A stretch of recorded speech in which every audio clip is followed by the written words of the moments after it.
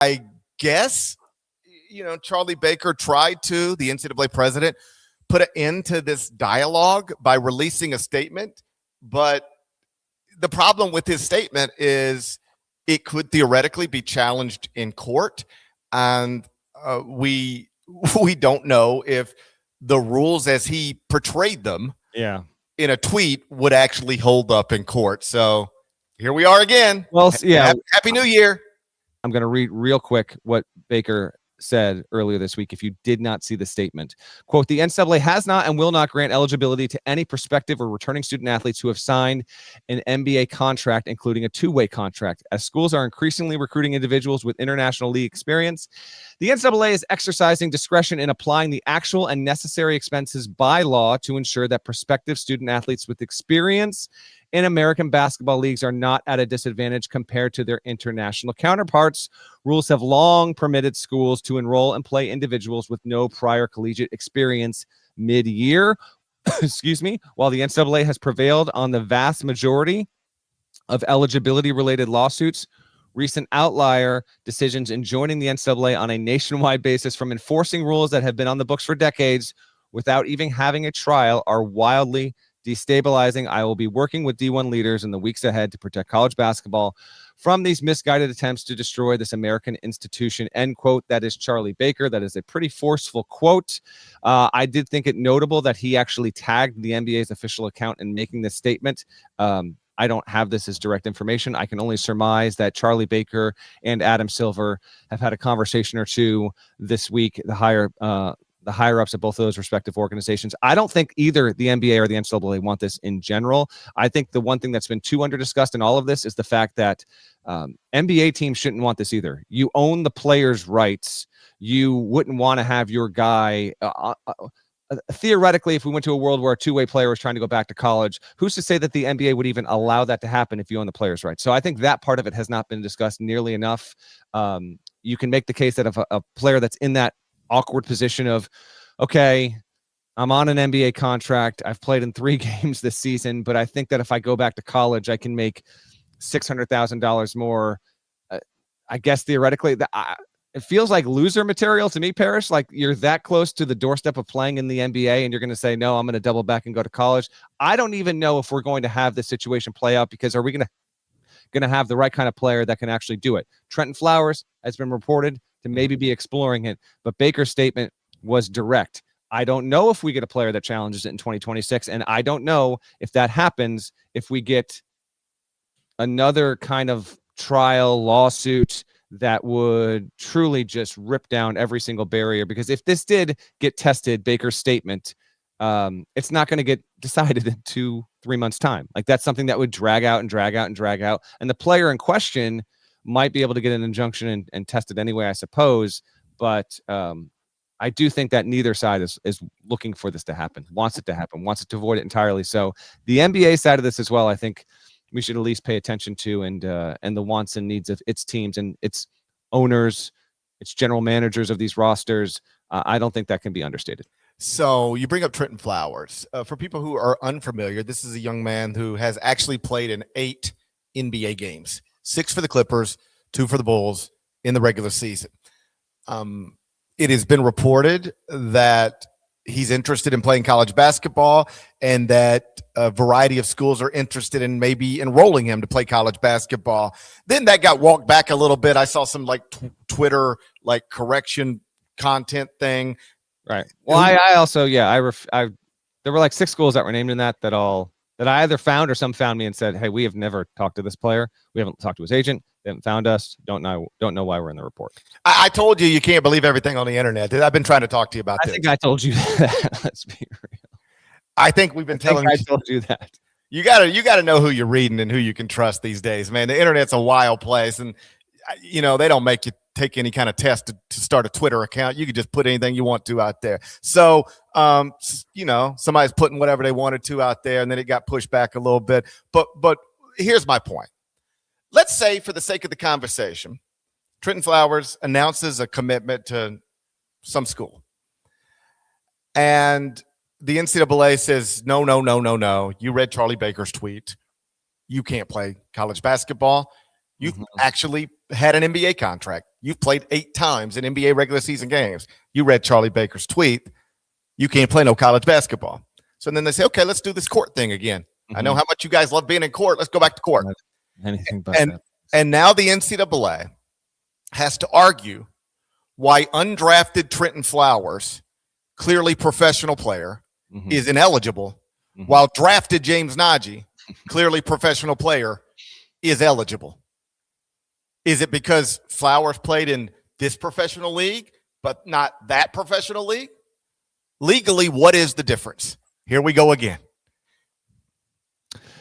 Yep, no doubt. And but there is, the tangible difference is they were both, as of NBA draft day, they were selected or not selected based on the potential of what they might or might not be. James Nnaji was never proven to be good enough to step foot and play on an NBA game where Trenton Flowers did. I think there is a tangible difference there. And the NBA is fairly objectively, by far, it's not even close, the best basketball league in the world. There is a massive gap, and the EuroLeague's coming along just fine, and that gap closes year by year by year, but it's still not close.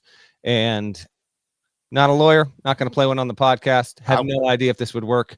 I do think in a courtroom, you would obviously see the NCAA, maybe even with the NBA on its side in this case, saying, no, there is a real difference. When you go professional, these rules have been in place for decades at this point. When you play in the National Basketball Association, that is a tangible, definitive, irreversible step to your professional status, and we do not want people in that league coming back to play college. That would be their case. I don't know if it would win or not, but to me, it's a very logical case to make. I think once you actually play in an NBA game, going back and play college basketball seems a bridge too far. Do you agree or disagree? I agree fundamentally, but I don't know if I agree legally. And no, I'm not a lawyer, but I would be interested in hearing lawyers argue that. I would be interested in hearing a lawyer argue, my client, Trenton Flowers, has played in this professional basketball league barely. And you're telling me he's not allowed to play college basketball because of that. All of these other people have played in professional basketball leagues as well. Why are they eligible and he's not eligible? Is it simply because he played in this league? And this is the one professional league that's off limits to everybody else. To everybody. You can play in all these other professional leagues and make all this other money, but you can't play in this professional league. Is that what you're arguing? Again, I'd like to hear the lawyers argue that back and forth and hear a judge weigh in, because I don't know. I don't know. They used to tell us, because you can say things like, this has been long established. All the stuff that we are now completely flying past has been long established. The rule, what they once told us the standard was Ennis Cantor. If you're Ennis Cantor or anything like Ennis Cantor, you cannot play college basketball. We have flown so far past that.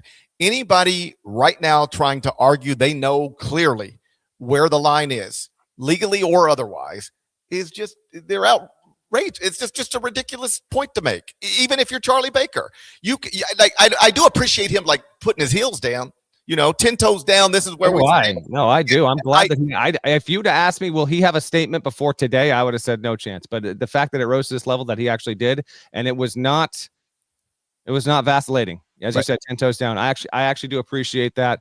Whether it proves to be stupid or not, it remains to be seen. But I'm glad that he actually did it. I am too. So let me make sure I make that point. What the larger point I'm trying to make is, if it gets challenged, I don't know if it holds up. But yeah. as always, perhaps we'll see. Let me ask you about this. I do love that this story has sparked a real conversation and on some level outrage. It's got John Calipari going for 7 minutes. It's got Tom Izzo going for 5. It's got Dan Hurley leaving you audio messages. I like that it started this conversation and that it's created some semblance of outrage about where the sport is at. So if we're actually looking for like the quickest / best fix to the identified problem of a college basketball program enrolling somebody who was selected in NBA draft. That's what everybody says they're upset about. John Calipari, you see him right there. He went on and on. The rules are the rules. If you've been in a draft and you've been selected, you can't play college basketball, period. Okay, fine. If that's where most people seem to be, and it does seem to be the place where most people are at, why not just hold each other accountable? If you're a college coach, John Calipari, Tom Izzo, Dan Hurley, name the other 362. You just say, we're not doing it, period. We don't even need the rule. We just don't enroll people who have ever been selected in an NBA draft, period. It's done. End of conversation. Like, universities do more or less decide not to recruit players, with certain circumstances connected to them. This will be an extreme example, but play along. You'll get the point. Universities aren't going to recruit somebody who's charged with murder. It doesn't matter if they're innocent till proven guilty and out on bail, all of which, could be possible. You just say, hey, yeah, we're not recruiting that player because of this thing, right? It's an extreme example. I understand, but you get the point. It's not written anywhere. It's not agreed to. It's just something nobody does, even if theoretically you could. Why couldn't this be the same thing? John Calipari was clear. If you're drafted, you shouldn't be allowed to play college basketball. Well, just make it where we're not going to recruit anybody who's ever been drafted across the board. And know if you're a coach and you do it, you will be shamed by your peers. You'll be shamed by your colleagues. John Calipari will hold a press conference to talk specifically about you. Tom Izzo will hold a press conference to talk specifically about you. Dan Hurley will hold a press conference specifically about you. Like, all of these guys say they care about college athletics and what's best for college basketball. Prove it. Why do you need a rule if you could just hold everybody accountable and say, this is something we're not going to do? Again, I'm not a lawyer. I think that I was clear. Don't put it in writing. Don't say it out loud. Yeah, it's just something we're not going to do. I think that is still conspiracy to restrain trade, which might be in violation of the Sherman Act, and that could bring on even more law. If a player thought they had a proper avenue to go and play college basketball and couldn't find a single program, first of all, we are so out there right now. All right, you ready? Whatever the NFL did with Colin Kaepernick, do that. Do that with anybody who's ever been selected in the draft. That sounds like a winning strategy. You get the point. I do get the point. Just say we're not going to do it. I can't believe I'm hearing this. If this is the problem, then I'm hearing this from Gary Parrish, and I think you're going devil's advocate here, but also the idea that you're going to ask and trust college basketball coaches to all side on one side of an issue and say, okay, no one go and cheat or go and break that rule. Everyone, we're gonna have. I know Will Wade. This will never happen. I know we've got a Will Wade problem. All right, Will Wade will go out and try to buy every draft pick who's ever been picked just to prove a point. All right, I acknowledge that, and I acknowledge everything you're saying. I acknowledge. I'm just saying, every coach this week who has spoken about this publicly, says they don't like it. Then don't do it. If you don't like it, don't do it. And if all of you don't do it, then it doesn't get done. Way oversimplification.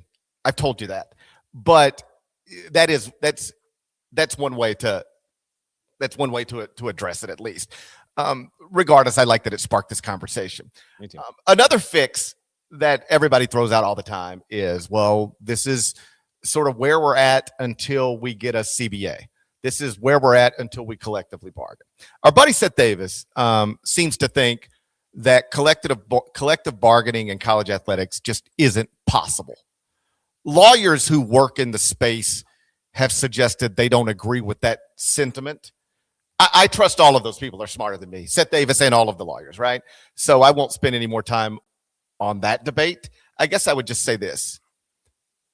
If we're looking for an actual solution, like if we finally reach the point where we say, hey, this is crazy, we got to do something, because that does seem to be the sentiment coming from most coaches' mouths this week who have spoken about it publicly. Mm-hmm. This is crazy. We need to do something about it. We need to get our sport back, right? Rick Pitino said the sport I love and been involved with for decades, it no longer exists. Perhaps hyperbolic, but he said it or tweeted it. So if everybody feels that way, and that's the sentiment I'm left with this week, forget Congress and forget whether collective bargaining is realistic or not. Again, I'll let Seth Davis and the lawyers argue about that. Here's what you do. You get the people who say they care about college sports and who have the power to do something about it. You get them in a room with the lawyers who understand this space and also care about it. You get them, you pull them into the room too, and you start talking. And you say, hey, we are now a professional sport. We have to act like it. Other professional sports leagues figure out a way to exist with revenue sharing and real rules that can be enforced. How do we do it?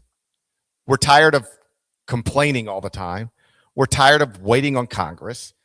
We're tired of brainstorming, which results in nothing. Get the room of lawyers, get the room of powerful people, and figure out a way to make this work. Until we get to that point or some semblance of that point, all we've got is bitching nonstop and confusion nonstop.